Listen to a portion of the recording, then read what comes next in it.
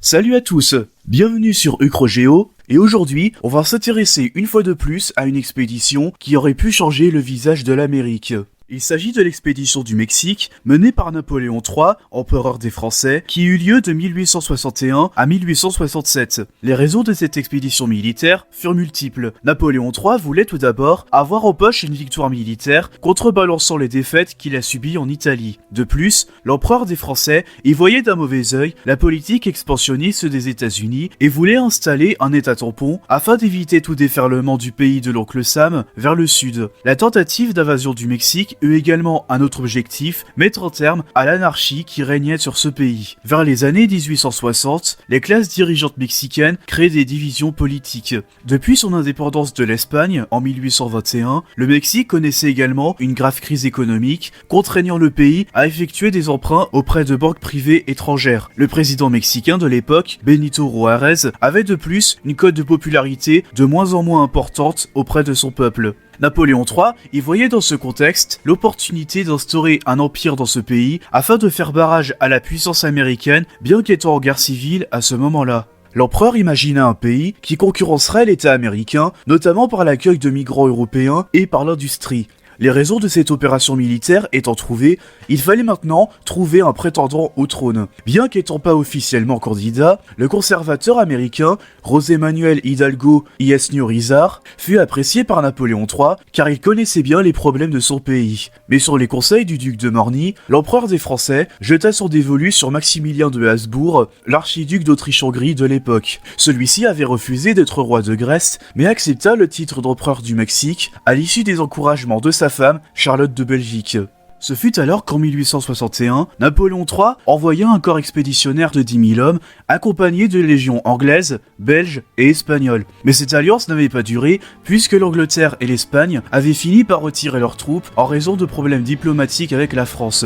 Mais cela ne dérangea pas Napoléon, puisqu'un an plus tard, Mexico est aux mains des Français. Et le 3 octobre 1863, l'archiduc Maximilien devient empereur du Mexique à la solde de Napoléon III. Les résultats ne se font pas attendre, car celui-ci réussit véritablement à mettre fin à la guerre civile qui régnait au Mexique pendant plusieurs années. Mais ce règne ne dura pas longtemps, 1865 marque le tournant de cette intervention militaire. Les États-Unis, sortant tout juste de la guerre de sécession, firent pression sur les Français et leur donna l'ordre de retirer les troupes. Bien sûr, les Français refusèrent. Et pourtant, des affrontements eurent lieu, dont le plus célèbre et le plus important eut lieu à Bagdad. Bagdad, une ville située à l'époque à la frontière entre le Mexique et les États-Unis, et non la capitale actuelle de l'Irak. Pendant ce temps-là, en Europe, une bataille provoqua une défaite cuisante aux Autrichiens face aux Prussiens, la bataille de Sadowa en 1866. Il s'agit de l'élément déclencheur de la guerre franco-prussienne de 1870, et Napoléon III fut alors contraint de retirer ses troupes du Mexique pour aller combattre en France. Enfin, en mars 1867, le dernier soldat français quitte le sol mexicain et 3 mois plus tard, Maximilien d'Autriche est fusillé par les soldats de Juárez qui reprit le contrôle du pays. Imaginons maintenant, chers abonnés, ce qui se serait passé si Napoléon III, malgré la menace grandissante de la Prusse et des États-Unis, réussit à garder le Mexique et à conquérir la totalité du pays. Le Mexique deviendrait-il une colonie française, une colonie autrichienne, ou sera-t-elle de toute façon perdue d'une manière ou d'une autre? Nous allons le savoir tout de suite. Mais avant, n'hésitez pas à vous abonner et à mettre un pouce bleu, ça m'encourage aussi à faire d'autres vidéos. Commençons maintenant. Tout d'abord, la Prusse de cette réalité alternative devient moins menaçante puisqu'en 1866, les Autrichiens remportent la bataille de Sadowa. Ne voyant pas la Prusse comme une très grande menace pour la France, Napoléon III n'entre pas en guerre contre elle. Ainsi, des événements que connurent la France n'eurent jamais eu lieu, notamment la Commune de Paris et les animaux de la ménagerie du Jardin des Plantes qui ne se font pas bouffer. La principale menace de cette réalité est donc seulement les États-Unis. Le président de l'État américain de l'époque, Andrew Johnson, critiqua l'installation de l'empereur d'Autriche à la tête du Mexique par plusieurs prétextes. Selon lui, les Mexicains devraient être gouvernés par un Mexicain et pas un Européen, ce qui explique pourquoi il soutient publiquement Juárez, exilé à Cuba à ce moment précis. De plus, il prétend que Maximilien d'Autriche n'est qu'une marionnette de Napoléon III et son installation au pouvoir n'est qu'un prétexte pour asseoir la domination française en Amérique. Alors rapidement, et jusqu'en 1869, Napoléon III parvient à conquérir la totalité du Mexique, matant les guérillas pro-Juárez et pro-américains. Il libère Bagdad et parvient même à grignoter quelques terres autour de cette ville. Pas content du tout, le 4 septembre 1870, le président Hiram Ulysse Grant, avec l'approbation du Parlement américain, déclara la guerre à la France et 3 jours plus tard à l'Autriche.